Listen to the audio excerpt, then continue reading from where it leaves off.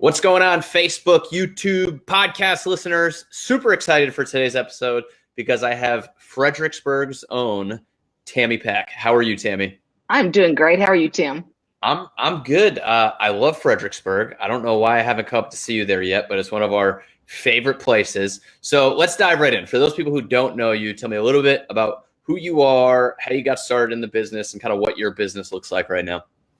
Absolutely. We've been really fortunate. We were adding it up the other day. Our first closing, actually, the 3-year anniversary of our first closing will be November 12th coming up. That's amazing. So we're a very young company. And during that time, we've been fortunate to work really hard and have the #1 ranking in our local MLS. For dollar volume sold. So we're really, really proud of that. There's some wonderful firms there that have been around a long time. So to do that in 3 years was very exciting. I didn't start off clearly in real estate. I went to the University of Texas Law School and practiced law for 5 years, and figured out pretty quickly that I didn't want to do that. But I wouldn't take for those 5 years. I learned a lot. Yeah. But the truth is, to me, whenever you see people that are ahead of you, that have arrived, that are where you want to be, and you look at their life and go, man, that's not where I want to be. So I was like, okay, there's no light at the end of the tunnel on this. So I decided I wanted to be an entrepreneur. And I think it's Lori Grenier who says an entrepreneur is someone who will work 80 hours a week so they don't have to work 40 hours a week for someone else. And that's pretty much true. Never worked harder. But we went into retail. My mom and some of my family members had some little quilt shops on the side of the road. And I went home one time and she showed me her books, which was a clipboard that I still have, by the way. That was her profit and loss and her ledger, everything. And she said, look, I make more money than you do, and you're a lawyer. And I said, okay, you're right. There's something wrong with this picture. So I decided to go into kind of the family business, meaning really, we started it on our own, but it was watching and modeling what they were doing, which was going to tourist towns and having cute little decorative shops. So we did that, and we kept that shop until 2015 when we did real estate. And at one point had 6 shops. So that was a very good chapter of life. Along the way, I got into the B&B business as well, because if you've ever heard of or been to Fredericksburg, Texas, we are all about B&Bs. And in reality, our meaning of B&B is more of a short-term rental. Rarely do you have the whole breakfast, people living there with you kind of thing. They're just cute little cottages. So at one point, I had 26 of my own little B&B cottages. That's a lot. And so, yeah, it's a lot, right? So we opened our own reservation service. So we were Airbnb before, I guess there was Airbnb, taking reservations for ourselves as well as for others. And we still have that business. It's 11 years strong, and we represent about 200 B&B properties. So in 2015, we decided let's go into real estate, because my husband Wes and I got married, and I needed a good career path and job to offer him to get him to move from Georgetown, Texas to Fredericksburg instead of vice versa. So that was what I came up with. Well, Fredericksburg's beautiful. There's, it's home of all the little shops, right? All the cute little shops. So that's a very interesting start. So what kind of volume are you guys doing in your 3rd year? Well, year to date, we are past 61 million. So I did some numbers the other day looking back just to see. So like saying the beginning of the year to say October 1st, give or take. The first year, a full year, so that'd be 2016, we were at 10 million this time of year to date. Then the next year, 2017, we were at 30 million at this time of the year to date. And right now we're past 60 million and on track to do for the full year, 80 million, hoping for 100. I love it. Good stuff. So you have this story, right? That I got into real estate 3 years ago and I built this great business. And that sounds really good, but I'm sure there were some things that you did start with, right? Because you started with nothing, but you started with something. What are the things that you think that you started with that helped you get to where you are today? One of the things that definitely helped us, and the reason I always bring up the B&B side, is the name of our B&B reservation company is Absolute Charm B&B and Vacation Rentals. So whereas Absolute Charm Real Estate was going to be a new entity, the name Absolute Charm in Fredericksburg wasn't. Our first cottage we had opened with that name in 2001. So we were 14 years with that name at least floating around town. So we thought it was important to leverage that. And then the other thing we did that we started with was our business background experience, School of Hard Knocks, marketing the hard way. I mean, Wes came from a publishing and marketing sales background. So both of us knew we wanted to go all in immediately on the marketing end. because I said, look, when we got married, let's see, I'm 51, he's 53 now. So we were 47 and 49. And we're like, great, we're going to start this new venture, but we don't want to be number one in 15 years at our age. We got to do this like Yeah. now. We need to be number one now, because in real estate, there are always corrections or normalizations of the market. So my thought was those are going to come. But when those come, I don't want to be number 72 in the MLS, because that's going to be some tough times. So we have to position ourselves. Our goal was at least to be top 3 by the time corrections hit. So we went all in from day one. I love it. And you bring up an interesting point. I think it's kind of an intriguing proposition, right? That you can make a brand that does multiple things, and just instead of trying to build a real estate brand. So when you think Absolute Charm, like where did it started with B&Bs? Do you have like a long-term plan where you're going to incorporate more stuff into that brand? Well, we actually already have. It's kind of funny. I like to tell the story of how because everyone goes, oh, that's kind of an interesting name. I like it. It's clever. I was like, well, I thought of that in about 12 seconds, because when I had my first cottage, I went to the B&B service in town who was going to represent us. And they said, well, it's really good to be high up in the alphabet. So I said, well, A, that's no good. You can't be triple A, B, abs, absolute something, Absolute Charm. And so here we are, what's that, 17 years later, and we're still working with it. So that's kind of we went from the B&B side, having it being one cottage called that, to being a reservation service with 200 units called that, to the real estate side. And now our most recent venture has been AC Media. So we now have a full service production company within our company as well. So B&B's, real estate, and building a media company. Yeah. Fun stuff. I love it. Why do you think it's important to build that media company side?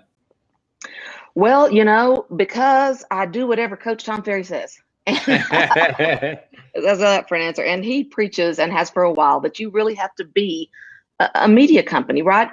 Gary Vaynerchuk teaches the same thing. It's all about building your brand, building your personal brand, and there's no better platform to do that than social media. So you can do that on your own. That's what I love about it. You can start small. You can start with your own iPhone camera and do it all yourself. But then as you grow it, you can start to add, because we've gotten to the point where you're from Texas. Oh, some allergy up here. You're from Texas, so you probably know about Brenham and Bluebell ice cream. We've had people say, right? They're like, are you going to offer your media company to others? And I said, well, probably someday that will be an outgrowth. But right now, I kind of look at it like Bluebell. Their slogan has always been, we eat all we can and we sell the rest. And right now, we're going to consume all of these services from our media people that we're bringing in, because we have not caught up with everything we want to do first. So what we have is we have a video director, Jeremiah. We have a second photographer who has a wonderful, very Pinteresty eye to do beautiful lifestyle shoots, Stacy. And then we have Rachel, who focuses on the social media, doing our stories and what have you, as well as Shaylee, our overall marketing director.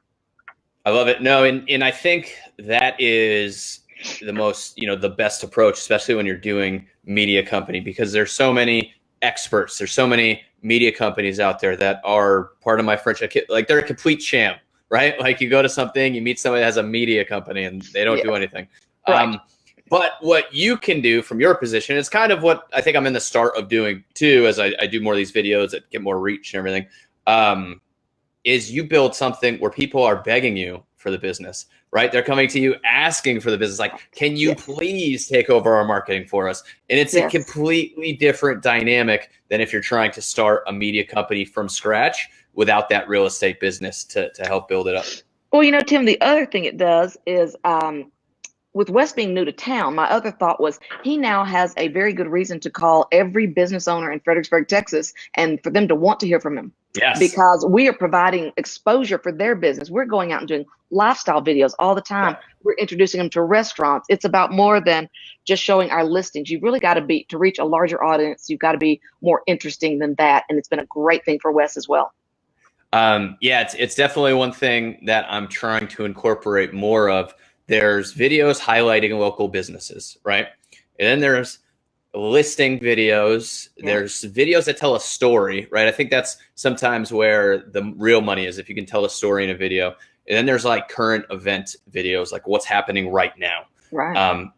And if you can make a listing of video that highlights local businesses, hits on current events, and tells a story, I think that's where like the sweet spot is. And so, yeah, creatively figuring out all that stuff is a whole lot of fun. Jade, had to make the comment. She said, "Your teeth are absolutely perfect." I don't know if anybody tells that. Good. I paid good money for that. All right. So, you're doing a ton of stuff on social media. What right now are you seeing that's surprising you, that's getting you the most bang for your buck? Coco, my cat. Cat, Tell me more. Well, we have her handle on Instagram and Facebook is Princess Coco Beans, and she's a beautiful white teacup Persian. I mean, she is stellar. And so it's interesting to kind of experiment with your pet, just for the metrics, if nothing else. She has over 80,000 followers on Facebook and about 42,000 as of today on Instagram. Yeah. And whereas I'm like, really excited when I get my next 5 followers on Instagram, I look and, oh, she got another 500 on Instagram, and when I get 5. So it's amazing what you can do with a pet, and the metrics of what you spend to boost. If nothing else, it gives me good data, and I just enjoy doing it. But we also tied in with our real estate. We just ran an ad today with a picture of her with our sold sign, and we kind of did a fun thing on Facebook. We said, help us caption this for our ad. We got a ton, like 60 different comments of people trying to caption the ad, so you can get a little creative. But I would tell you to look into your pets. That's definitely a source. So you're telling me Princess Coco has 80,000 followers on Facebook or Instagram? 80,000 on Facebook, 42,000 on Instagram. And go ahead and add the word beans on the end, because there are other Cocos. Her name is Coco, and her real name is Princess Coco. Yeah. Hey, you just froze on us there, Tammy. Which Tammy's out in Utah on a wonderful vacation, so she's gonna jump back on. But yes, let me verify here. Princess Coco Beans. Princess Coco has, let's see it, 80,000 likes for Princess Coco. That is ridiculous. Let me see if I can show this. Princess Coco, 80,000 likes. Crazy.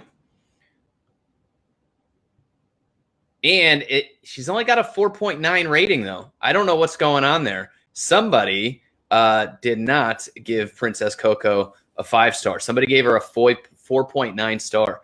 Who doesn't like Princess Coco? Well, we'll ask Tammy because she's back. Tammy, I've got a really important question everybody wants to know. I'm seeing 80,000 people, like 80,443 followers, but I'm seeing a 4.9 out of 5 rating. Did somebody have a bad experience with Princess Coco? No, and this is the most annoying thing ever. If you go find that 1-star review, it was just somebody that didn't get it, and they wrote, "This is the best cat ever. I love you, Princess Coco." 1 star. I even responded. Excuse me. Coco responded, said, "Then crying face, then why the 1 star?" Killing your reviews, man. Yeah, I mean, I don't know. Like, if I Yelp Princess Coco, I got to see 5 stars. I know, right? And the great thing is you can experiment with, the whole donkey and unicorn theory, which is that the better your engagement is and the more people like what you're doing, the less they charge you per engagement. So I have had Coco have things with 0.00001 charge per engagement. I don't even know how to read that, because 0.01 is a penny. So is that a thousandth of a penny? I mean, it's insane. It's a number I can't even read. So when people are enjoying it, liking it, sharing it, commenting on it. Another thing I like is because I don't really care where you live if you like Princess Coco. I don't have to be able to sell a house to you. So I can boost that to women worldwide, ages 15 through 28, who like cats. And so she has a huge following in like Bangladesh, Algiers. She's very popular there. So it's kind of fun to watch the countries that really respond to her. And then they've got their iPhones out like the rest of us, and they're all over it, because truly, if she's going to get sponsorships at some point, they don't care where these millions of people are, because they all have money just like we do. And they have phones to order those cat products just as well. That's funny. Jim Danner brought up I should make an Instagram account for my my little Roomba thing. I made the Roomba video. People liked it. Maybe my Roomba can do funny things. It's a great idea. I love that. And Jake Laser says video is king, and Tammy Pack's the queen. So that's how it works. All right. So Princess Coco. How do I transition that, right? from that? Well, one thing I want to mention, Tim, before I forget, is another another component to our media company, and what really made us kick it off, in reality, beyond just having a couple employees, and we doubled overnight, is the purchase of a website, Fredericksburg, Texas Online, which had a lot of traction already. So it's a tourism site, and you guys could consider doing something similar in your town. Michael Reese, Jay Kinder, these guys are always talking about being the digital mayor of your town. Yeah. So this site had been around forever. We had advertised it forever with great success. But in the last several years, the owners had just moved on to other things. They weren't really into keeping it up anymore. So I'm embarrassed to have you look at it right now. You don't even look, because it's so dated. It's Fredericksburg, Texas -online. But we are completely rebuilding it, and the new one should be live January of 2019. And so one of the reasons we brought on a full-time photographer and could justify that is the current owner said, look, you can take over this site. Its SEO is incredible. It ranks at the top of anything you put in for Fredericksburg, Texas, but you're going to have to reshoot every photo. And we're talking, this is a 120-page deep website of everything in Fredericksburg. So we've got Stacy out there. She said she's already been to 60 venues. So with no charge to the people involved, she's just going out and doing beautiful very Pinteresty, Princess Coco-y style lifestyle shoots at every one of these. So the website will be beautiful. Now, we are not only going to provide great content through that, we are also going to obviously be able to drive good traffic from that to our B&Bs, as well as our real estate company and our wine tour company. My daughter also has Absolute Charm Wine Tours. Now, what's interesting and kind of counterintuitive, I think, is our intention right now is to go ahead on the real estate pages and list other firms, on the B&B pages to list other B&Bs, because to be the authority, you've got to really have a lot of breadth and depth, right? Because Google likes it when you give the people the data they need. Yeah. That doesn't mean, however, that on our homepage, we're not going to funnel whatever traffic we can, obviously, to those of us who are providing the information, which is Absolute Charm Real Estate and Absolute Charm B&Bs. But we are going to give fair play to all of the different vendors out there in our town, and that boosts us up in the ratings. Well, and you bring up a really good point when you talk about, listing other brokerages and collaboration with the competition. You just want to build, in this day and age of social media and everything, you just want to build the page that everybody goes to. And it doesn't matter if you have other people's stuff on there, because what wins is visitors, right? What wins is people that watch your video for 10 seconds. And so if I go do a video for somebody else's listing, that's great, because, now I have people that have watched that video for however long, and I can retarget them, right? I can get all those people to that website you're talking about, and I can use the pixel to retarget them. So it doesn't matter whose stuff they're advertising, as long as I get the opportunity to retarget. That's huge. So I'm assuming that's Tim, a little bit of what you're doing. It is, Tim, and it's like what we talk about a lot, which is both Tom Ferry and Gary Vee, teach a whole lot of the jab, jab, jab, right hook theory, which is give, because it's hard, right? When you are coming up with some great marketing ideas and you've got traction, it's hard to want to share that sometime, right? It can be, again, counterintuitive. But the problem is, marketing is one of those things that's really hard to do on the QT. It's really hard to do great marketing that people don't see. It's kind of an oxymoron. So if you're marketing, they can already see that you're doing it and copy you anyway. It's not like a dentist who's developed a proprietary form of extracting teeth or something, and he can hide that. If you're marketing, they're seeing it. So I like the theory of, Wes and I talk about this a lot, because he's by nature a little more private person than I am. I think everyone's a little more private person than I am. So I just throw it out there and see what happens. It's okay. Yeah.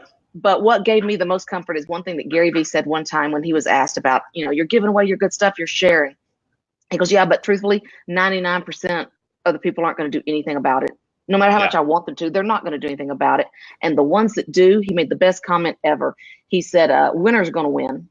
He goes, so if they do, they were going to find the information somewhere anyway. Okay. So you weren't going to keep them down. So you might as well give to the masses, and the masses appreciate what you're giving to them. And you've given them every opportunity to take it and run with it. And after that, it's up to them. Yeah. I don't know. I'm pretty sure I'm going to see some realtors on scooters here over the next 6 months after that video took off, right? Like it's going to happen. And one, like, you got to have the confidence in yourself, right? Like, it's your thing. Nobody's gonna be Tammy Pack, right? They may try to get some Airbnbs. They may try to do some of the stuff that you're doing. They may try to directly duplicate what you're doing. But there's no Tammy Pack, but Tammy Pack, right? And right. And we all need to have that kind of confidence. And, truthfully, I get the biggest kick out of seeing so many people now doing driving in their cars and talking and doing videos in the morning. I love that because I'm like, that's what I'm trying to share. And that was an idea that's really worked well for me. And I don't mind when people do it. What I thought is we all know we need to put out more video content. We all need to do more on social media, but we're all selling real estate and we're all working very hard. There aren't any more hours in the day. So what I thought is, how can I leverage my time? And I thought, well, you got to drive to work anyway. So why don't you commit? That's the other part. Find something you have to do anyway. It's not going to take more time out of your day, and commit publicly so that you're going to be embarrassed if you don't do what you said. And so I tell you what, I more mornings than not share a drive video, and the engagement's been fantastic from it. And what I love is it's all age. Do you find this? I find that it's all age ranges, men, women, 18-year-old girls, 80-year-old men. It's a lot of fun. Yeah, I talk about this, and I have a little social media class that I've taught a couple times, and it's like podcasts are really interesting. Podcasts are more work, but it's a lot less competition, right? Like when you post something on Facebook, the goal is you got to get in front of people on the feed. And in the news feed is a very competitive atmosphere. So you have to have engaging content that people are going to watch. And what's interesting is like grandma's putting up some really interesting stuff, right? The 15-year-old kids putting up some interesting stuff. Like there's so many people that are putting out all sorts of content and so many types of people that are engaging with your content. It's awesome. But there are platforms like podcasts where there's a lot less competition. And so it's just an intriguing metric. Like when I put a post on Facebook, I also have to worry about what my grandma's posting because she's like my direct competition. Well, and it's funny you mentioned podcasting because we've been working on getting a podcast together for 6 months, and I am normally not a paralysis by analysis person at all. Yep. But this is one of the things where we've got a company in New York that's got the graphics, they're getting the music, everything going, but I've not been able to, I've had trouble narrowing down what's my target? I don't only want to do real estate, even though that's always going to be my home base. But there are a lot of people that tune into me and they say, don't pigeonhole yourself. We want to hear things too. So we're very close to narrowing down what I think the topic's going to be. And matter of fact, I was just telling Wes this morning, all of my best ideas come in the shower. And my idea this morning was that it needs to be something about finding greatness, because I want to talk to people who are great in real estate. I want to talk to people who are great mothers, who are great role models. And in any way, the people that I look at and go, we all know people that we go, how does she do it? Mm-hmm. Or how does he do it? I don't really care what career they're in, because no matter what career or stage of life you're in, if that's the kind of person that you go, how do they do it? They've got something to say. Tammy, I would say my personal opinion on it, if just give you a little bit of advice from my experience, it's just do it, right? Like have an episode about your cat, right? Have an episode about the B&Bs, interview somebody about, what it takes to attain greatness. Don't have a certain topic, because what's going to happen is you're going to put out 20, 30 episodes and you're going to instantly get a feel. Like I had 5 people come up to me and say how much they loved that episode about the cat, right? And then you're gonna be like, oh man, okay, I have a cat show, right? But if you're so hung up on the direction at the start, it could slow you down, as opposed to go in all the directions, and then the world, the market will tell you which one's the right way. That's a great idea, because it will do that, won't it? Yeah. All right. You did do a Facebook Live, which I had some trouble with, personally, a little emotionally. It was tough for me, where you talked about the 3 best sitcoms in history. And why don't you like The Office? The Office I thought was an American jewel. I hate The Office. I don't just not like The Office. I hate The Office. Okay. Yeah. And you know why I think I hate it? There's no laugh track. That's my biggest beef. And think about it. All the sitcoms, not the traditional ones, but so many of them these days have gone to that. And I think I watch TV alone a lot, and I like it that way. It's just, I don't like sitting in a quiet room where nobody's laughing at the jokes. I think it's what the problem is. It just makes me very uncomfortable. And Steve Carell, I've had people say, oh, but see, isn't what he say? That's such what an obvious jerky boss would say. I was like, yeah, but I got that after the first episode. I'm done with him now. Okay. I got his character. Yeah. But that's such an interesting dynamic that it's that thing that you're used to watching sitcoms with the, laughter in the background, and you don't have it, and it changes the just changes it took the a while for atmosphere. me to think about it. I'm like, why do I hate this Yeah. show so much? And I just did. But what I like about Seinfeld, Frasier, and King of Queens, with being Big Bang Theory a close fourth, is I really like clever writing. And nothing has more. Frasier at times, I would say, even sometimes eclipses Seinfeld occasionally on just clever. Matter of fact, I used to watch it with my daughter Celie, and she has a fabulous dry sense of humor. And it was so funny. She would be watching it. She was probably 14, 13. She'd be like, that's funny. Dry face, but I was like, that's funny. And she'd say, back it up. I'm not sure I caught the joke, because they're deep, and the words are big. So it's kind of a brainiac egghead kind of show. But when you're listening, she'd go back. I'd explain what the words meant. She goes, okay, that's funny. I grew up on Seinfeld and Frasier were definitely the ones. But what are you watching now? Like, what's your favorite thing to watch now? Okay, it's really embarrassing, but this will make a good show. I love Real Housewives. I love any reality TV. Housewives, no way. It can't, Tammy, don't tell me that. I do. And Wes is always just like, oh. I was like, honey, you cannot fuss, because I turn it off the minute you walk in the room. I don't subject you to it. But you know why? What is it though? Tell me. Yeah, let's dive into this. This is intriguing. Here's what I think I like about it, is because I think I started watching it, around the time I met Wes, because I thought, here are women in my age range, they may be in their late 30s, but they're up to their lower 60s.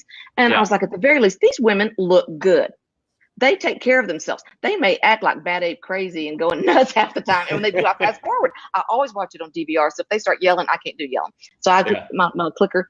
But I'm always impressed. I'm like, okay, this is almost aspirational for me in that one way. I like the fact that they take care of themselves. And I feel like I really stepped up my game by watching the stupid Real Housewives. Well, I think they're doing a show in San Antonio. They should. If not, I've literally talked to my friends about wanting to do one for Fredericksburg, because it would just be hilarious. I've got some great friends that would be perfect for it. So if I get about 12 more hours a day, I'm gonna do it. I think I'd enjoy it a little bit more if it was Tammy, her friends, and more of the Texas charm than the Jersey girls. That's not really my. That's actually the one series that I've only watched a few episodes, the Jersey one. Okay, here's another reason. I love the New York City one. Is my favorite one. Yeah. And I think it's because, obviously we know these things are all very contrived, clearly. Yeah. But you get to see inside their houses, and just the way people live in New York City is so different than the way people live in homes in Fredericksburg. Yeah. So even if half of it's faked, you still get a little taste of the way they live. And I think it's very different.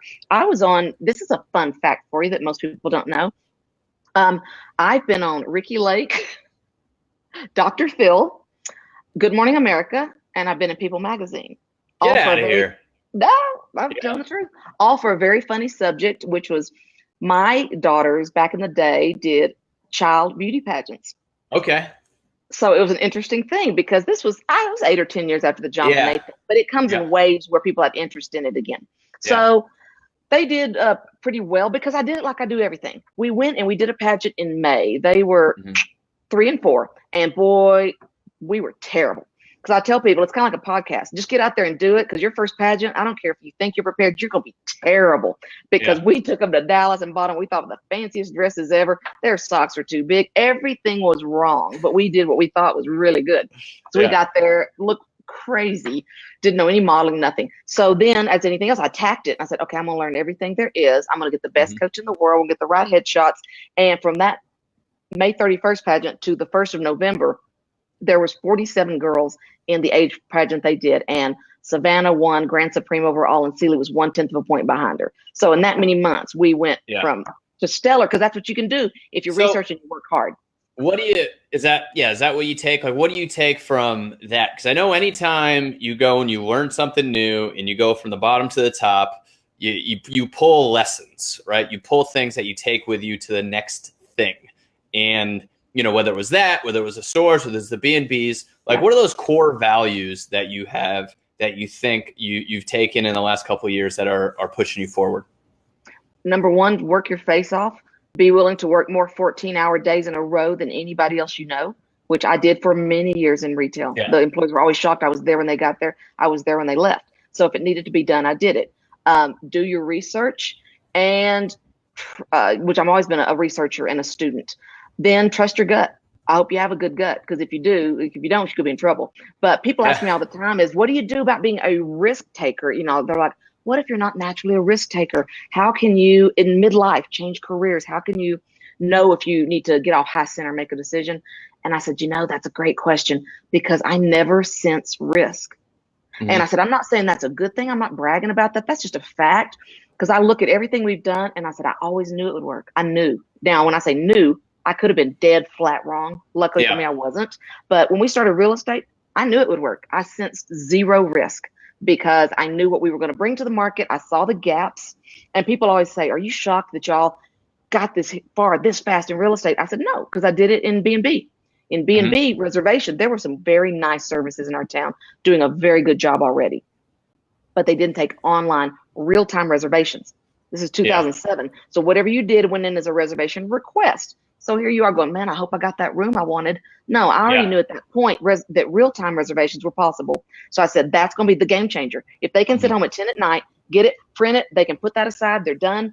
We're going to beat everybody. Our photos will be better. Our website will be better, and real-time reservations. So we rose to the top service very quickly. And I said, I got to tell you one thing. The gap to me in B&B was about this big of quality.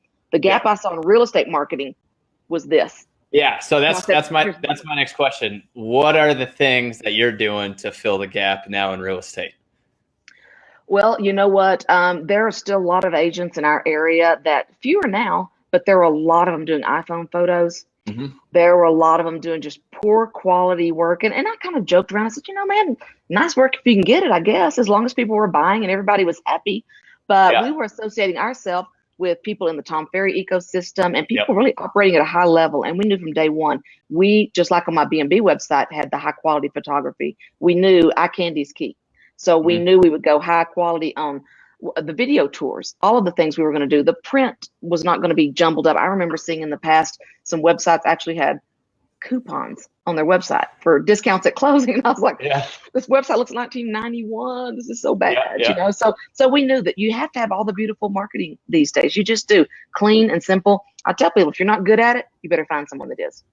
I like it. And, you know, I want to go back to the part where you said, you know, people ask you or talk about how risky something is. And one, I think what's risky is continuing to live a life that's not fulfilling, right? Like, to me, that's much more risky than making a change. The other thing is, like, risk is rarely associated with the action you're taking, and it's more about the person taking the action. And you said it perfectly when you were like, I just knew we were going to work our face off and crush real estate, right? And so it's not that, if you don't have that work ethic, going into real estate is very risky, right? If you don't have that work ethic, diving into something like this is very high risk. But if you know you're an A player and you have what it takes, I mean, you know, I have a feeling you could probably go sell flowers and have a Texas-wide flower selling company in a couple of years, right? Like, it's more the person than the thing that's associated with the risk. So with that being said, I got to think of another question. Well, you know, the quality of the creative really is everything, as Gary Vee always talks about. He says, you know, I can tell you, I can give you the steps. People want to know, how do you boost your posts? What do you put on your real estate page? I said, you know, none of that matters if you're boring. And some realtors have a problem being a little dry and boring. Can you improve that? Yes. Can you become a natural at that? I don't know. Can I become a better basketball player than I am right now? Yes, because I am the worst on the planet, right? I could never make a basket. I can get better than that. Can I become Michael Jordan? No. So I've got to decide, is the level of being a better basketball player going to be enough to put food on the table for my family? Gary also talks a lot about cash being king and understanding your risk. So when we started the quilt business way back, right, and I decided to quit law, at some point I was aware that was clearly a risk. But so measure your risk, quantify your risk. I said, you know what? I've got a law degree from the University of Texas. I can always go back. I can get a job. I said, I had a sports car at the time, a Mitsubishi 3000 GT, and that was a jamming car back in the day in 1995. But I had $7,500 equity in it. So I sold that car and took the equity of that and paid for my first load of inventory. So I said, okay, lived in a trailer, an Airstream trailer with no bathroom, behind the shop that my husband at the time, Barry, his father owned and was very gracious to let us have that. He said, y'all can sleep in that thing. So we'd have to get out and go into the shop to use the bathroom at night. So I knew, okay, we're going to keep our bills low. So you measure your risk. And when you go into business, they taught us, they said, you got to be willing to po' boy it. You got to basically live on crusty bread and water if that's what it takes. And if you're not willing to make those sacrifices, that's okay. You're just not going to be in this business. You're not going to be an entrepreneur. Not a good one. I love it. Yeah, I love the creative, really matters. We have our RETV group where it's just a bunch of video and going back and forth on doing better video for real estate. And the camera question comes up, I think, way too much, right? Like I do a video and it's like, what camera did you use? And I'm like, most of the time I use my phone. I have a Moment lens and a little Rode mic. Like it's not like I don't have an expensive podcast setup, right? I've got a microphone in my living room, right? Like it's not about the equipment. It's about the content and the creative and what you're doing. And so execute ideas. When you execute them well and you start making money, you want to upgrade your stuff, fine. But like that mentality of I need to buy this thing, so I'll do this thing is bad. I mean, you just end up wasting money. It's all about being interesting, and you can do that for very little money. So ask yourself, what kind of things slow my scroll when I'm flipping through, right? What do I stop to look at? That's what I need to do. That's what I call them, scroll stopper. There you go. Slow your scroll. And so I've told people they could do things like I said, wouldn't it be fun to see someone who's maybe not as secure about video yet, but maybe they're a really good cook. And I said, wouldn't it be fun to do something fun? Say, I'm going to do for you guys 5 days, 5 recipes with 5 ingredients you can make under $5.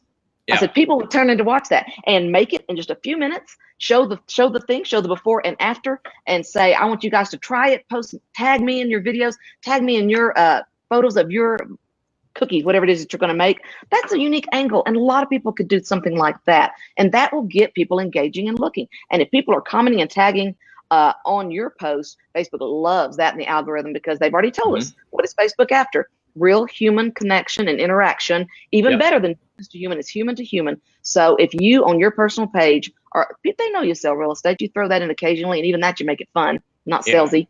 As Gary Vee says, how do you become less salesy?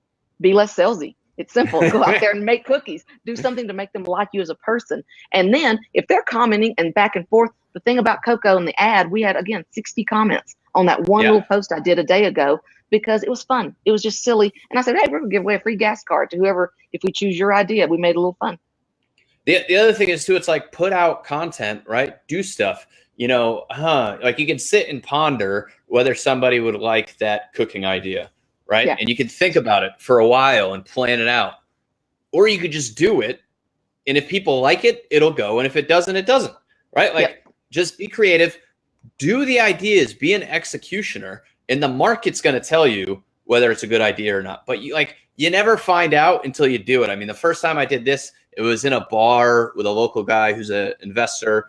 And, I did it among other things I do, right? Like Facebook Lives and beat up houses. And this, though, got a great response. They're like, wow, I love that interview. Wow, I love that interview. And then that's when okay, I need to do more of this, right? But if you're not in action mode, you never find that out. And the reason we don't do it is because we're too worried about what people think. Yes. Right? Because otherwise, what's it going to cost you? About 5 minutes of your time. You just promised you could make it in 5 minutes. So you got 5 to 10 minutes tops to do this whole thing. You're worried about people think. You're worried about what people who aren't, are these the people who are where you want to be? Probably not.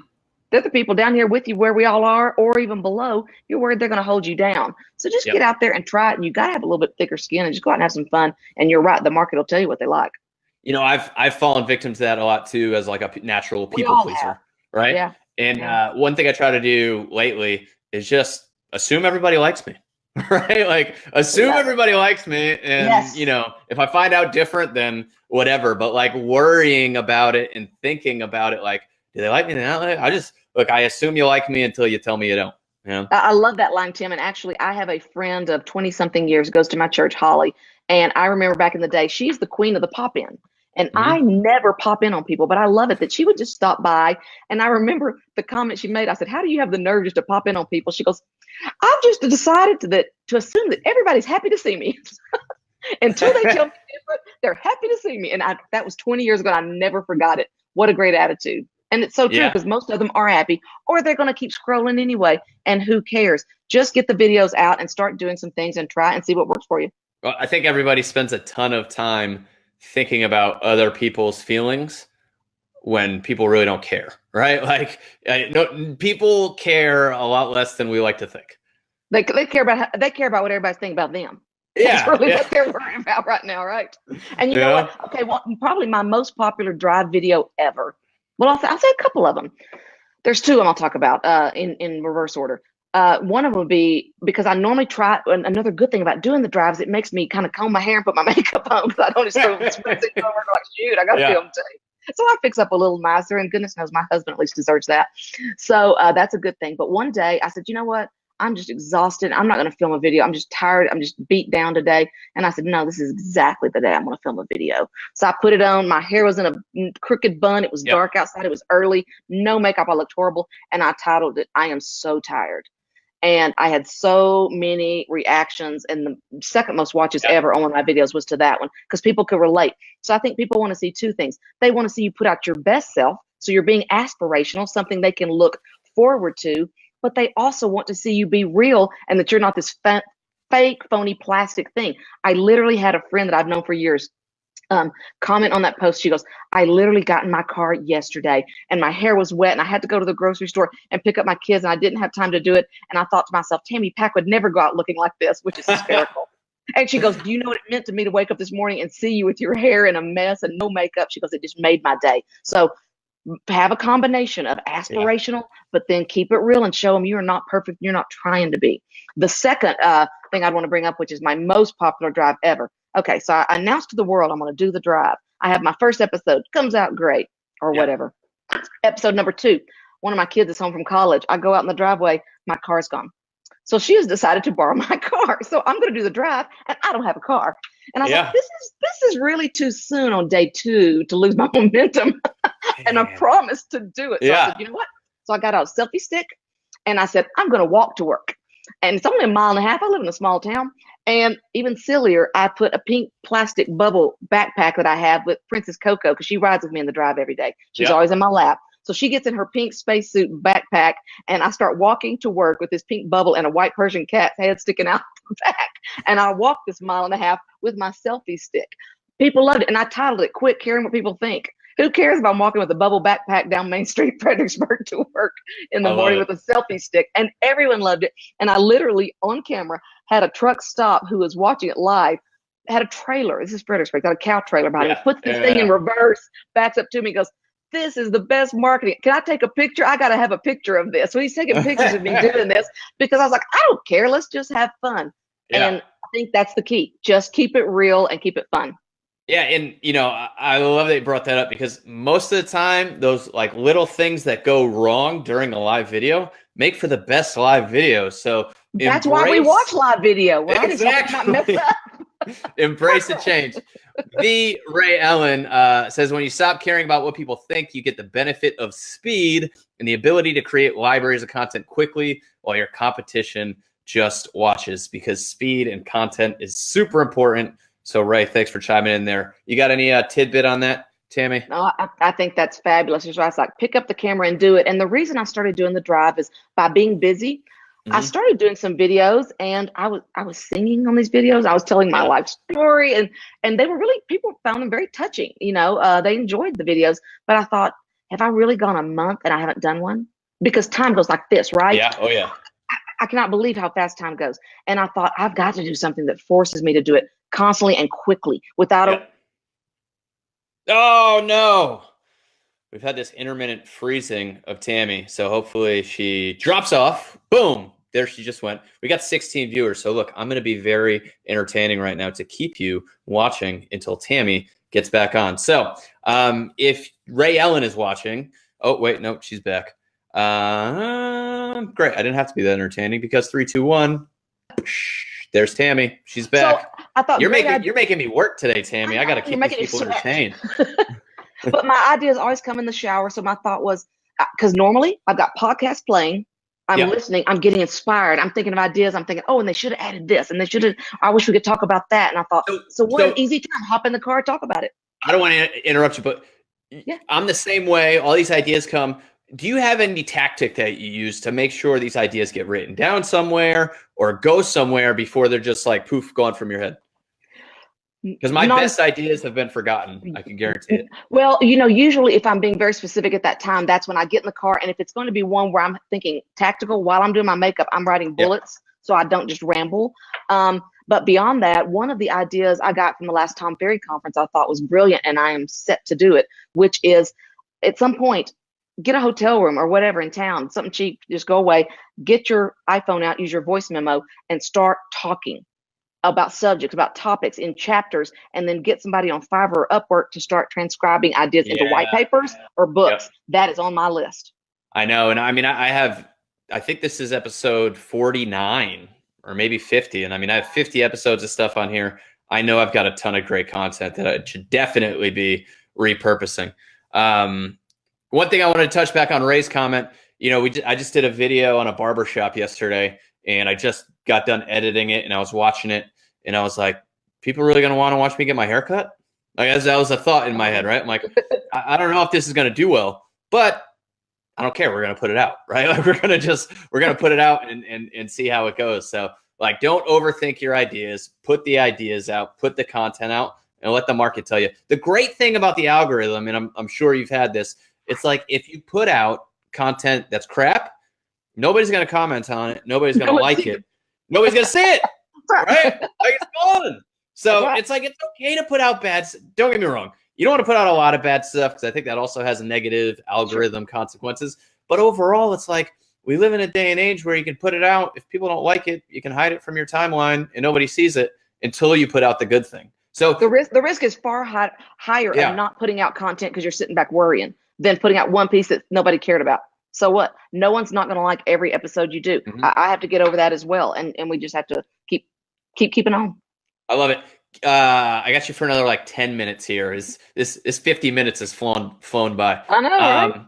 Give the people, because I definitely always like trying to leave people with something tactical, right? Something tactical that they can put into their business the next day. So give me the Tammy Pack unicorn tactic in, the dialed down version of it. Sure. I would say that you have to, the thing I get asked a lot is, do I post on my personal page or my business page? And of course, the answer is yes, you do both.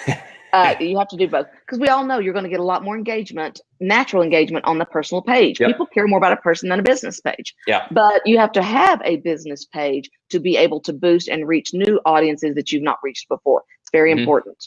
But what I talk about is on my personal page, I mix it all in. I mix the business in with the personal because truthfully, if you're in real estate, your life, a lot of it is your work. There's no doubt about it. I mean, It's late at night, you're feeding the family and you're going back to try to get some contracts done. How would you separate that out anyway, right? There's all this overlap. So everybody talks about keeping it like 80% personal, 20% business. And I would argue that mine can probably ooch up to 30 or 40% possibly business because my business posts are so soft. And they're fun.